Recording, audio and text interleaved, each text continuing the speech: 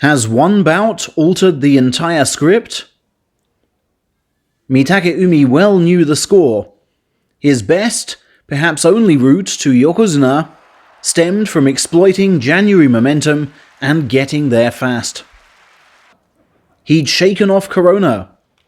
Sumo's only yokozuna had dropped out. The Holy Grail had fallen at his feet. Yet when bending down to collect, did a back spasm strike?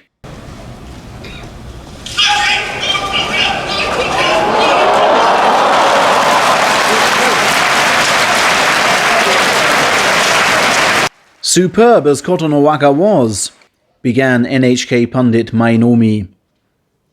For Mitakeumi to drop such a key bout to a middle ranker, and as an ozeki, is both regrettable and woeful. Let's grasp what it would have meant had Mitake won. Opening victories over Ichinojo and Uda were followed by a 6th straight humbling of Daieisho.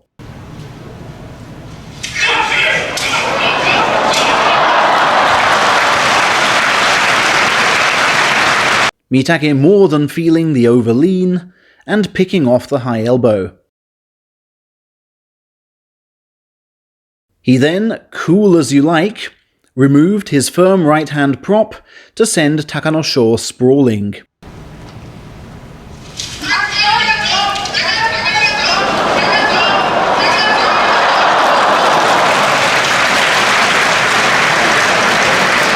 Perhaps too cool. The more multi-dimensional Kiribayama took his left out at speed, then took his own left to the belt. First thwarting the drive, then, once rotating to safer ground, adding frontal right, ready to bounce from the right leg when Mitake moved his blocking arm.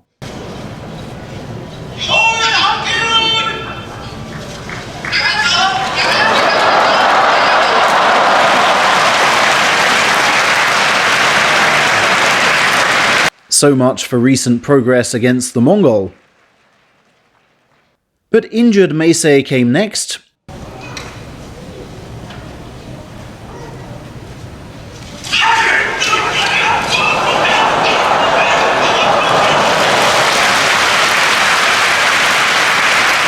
His back almost snapping on impact. Before suppleness in the face of hard thrusts reaped rewards, as Onosho was paid back for January in nigh identical form.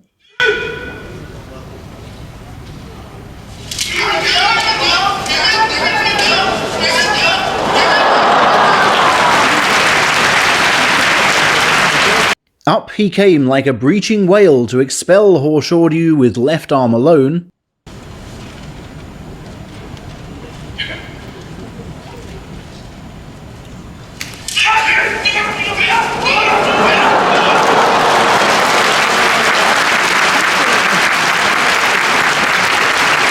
Then firm he stood against this man's blows. Chin chinked, shoulders shanked, but ever calm, to reach with right and grip his way to triumph.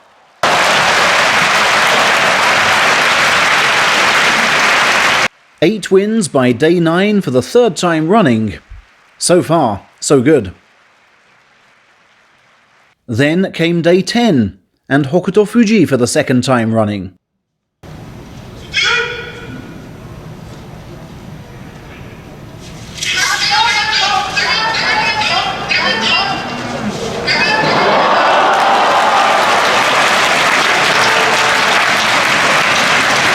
And shades of January, darker ones.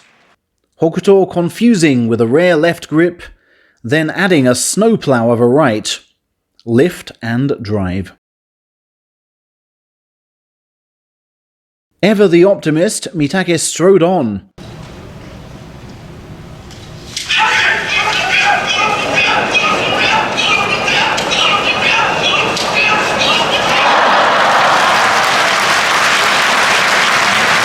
Charging down Abi's thrusts till the drag back was on.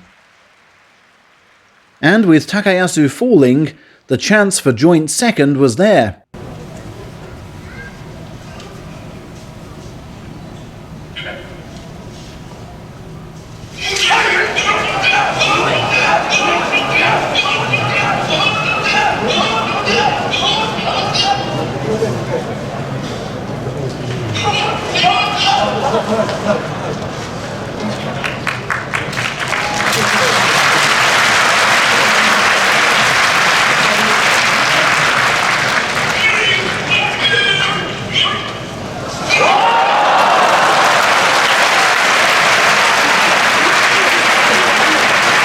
But a wrecking ball impact left him struggling for stance, the right grip forever an inch out of reach. And two bulging Takayasu arms prevailed. Atonement of sorts came with this superb move,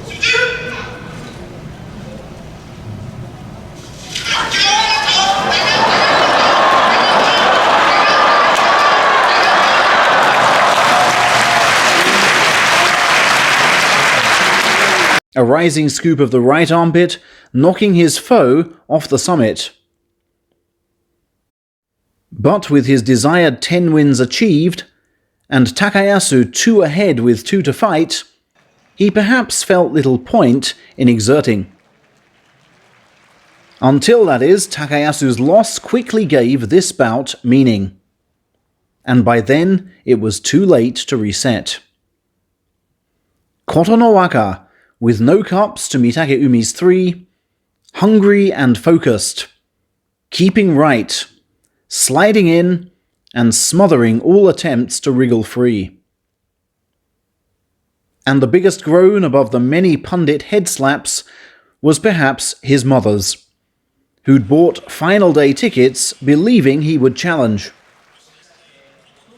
She at least saw him win,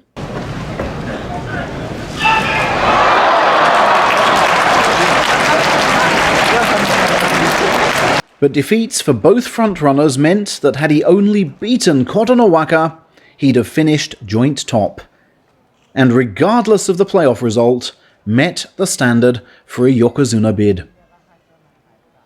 Win the title in May on top of that, and they'd have to promote him, for Terunofuji is no long-term leader. Instead, Mitake's quest for the highest rank returns to square one.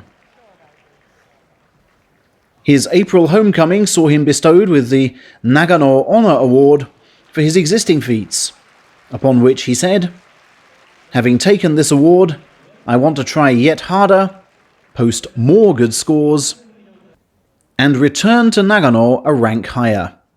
Yes, I'll be devoting myself to aiming for yokozuna." My goodness, we'd love to believe him. But devotion should have begun on March Day 14. How defining is that bout for the man who made ozeki 3 years late?